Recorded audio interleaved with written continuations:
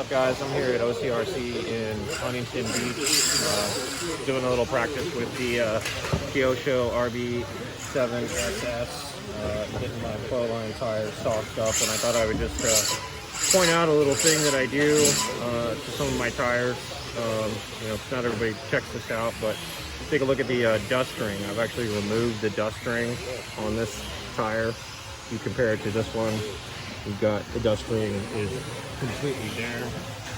So this is literally a fresh set of tires. The dust ring has not been removed. And if you look at this tire, you can see that I just shaved off the dust ring on the inside. So sometimes when there's not as much dust on the track, this kind of tire works a little bit better. More later.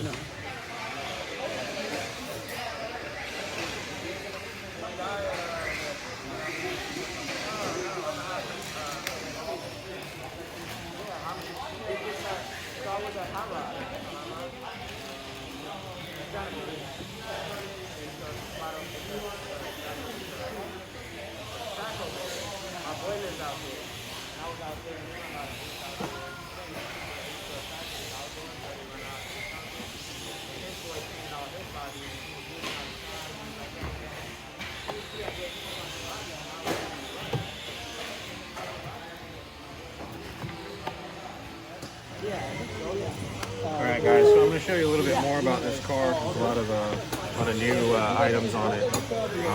Some of you have seen all this before, but I'm going to go through things just so you can see it again. This is kind of a new mod that the guys have been doing on their own. You'll notice that I've cut out a pretty big section of the front top plate. It helps the car be a little bit more flexible in the front, not quite as rigid. And more importantly, you can get to the steering components like your servo much easier. So it makes the car a lot easier to work on. New features for RB7 SS specifically are this new O-ring setup in the middle here. Really kind of going along the same themes of keeping the car flexible instead of using a motor or a battery plate and stiffening up this section right here. So kind of common O-ring setup. It's different from previous generations. Something that I do that's different is, especially on lower traction tracks, I'll actually remove these screws completely, and that separates the transmission case from the waterfall and really allows the car to flex around the rear transmission area and give you a little bit more grip, especially forward grip going off a jump, things like that. What you may not have noticed is I've actually cut down the waterfall here as well. It allows me to move the battery back about 2 or 3 millimeters. So moving the weight back, getting you more rear weight and hopefully a little bit more grip. As you can see, I've got a lot of weight back here, partially to compensate for the lightened drive shaft, but because this, especially on practice day, is kind of a low grip track. So more later, guys. So I thought I'd talk a little bit about different battery setups that people are using these days, because there's a lot of different variations between cars. I showed you guys earlier, I've got an O-ring setup on the RB7 SS that's over here. But this is actually an aftermarket battery rig from Exotech, I believe. And what I've noticed just even on the first battery out there is that it tends to want to kind of pull apart. You can see it's not very stiff. And what had happened actually out there when I broke this front end is the battery kind of popped out a little bit. So that's not something I'd really recommend. I'd say stick with the Kyosho setup. You know, Kyosho's where it's at.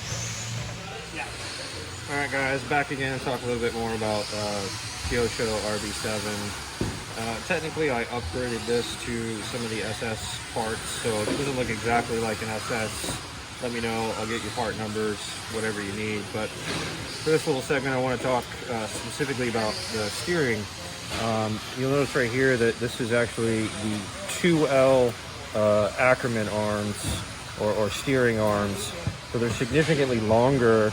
And if you look at the car in this position, you notice that the tie rods here, the turnbuckles are actually swept back quite a bit. So that really changes the way the car steers. It's very noticeable on the track. Just as a comparison, I'll show you what the original one looks like. So original steering arms, the plastic version, you can tell are quite a bit shorter. And look how the angle of the turnbuckle has actually changed quite a bit. It's coming this way instead of this way. We'll give you a little on-track video later so you guys can see the difference. This is actually my mod car, so there's a couple other differences I wanted to point out here.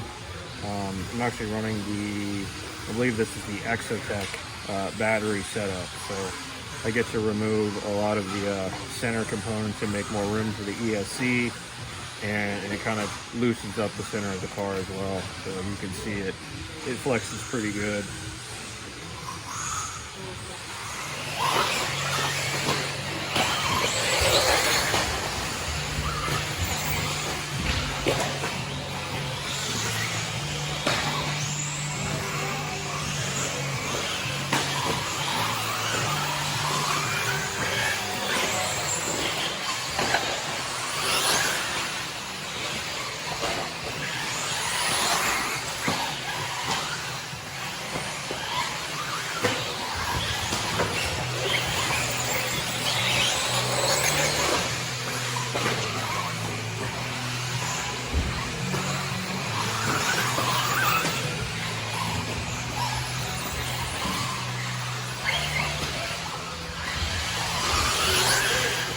Hey, that's it for the cat.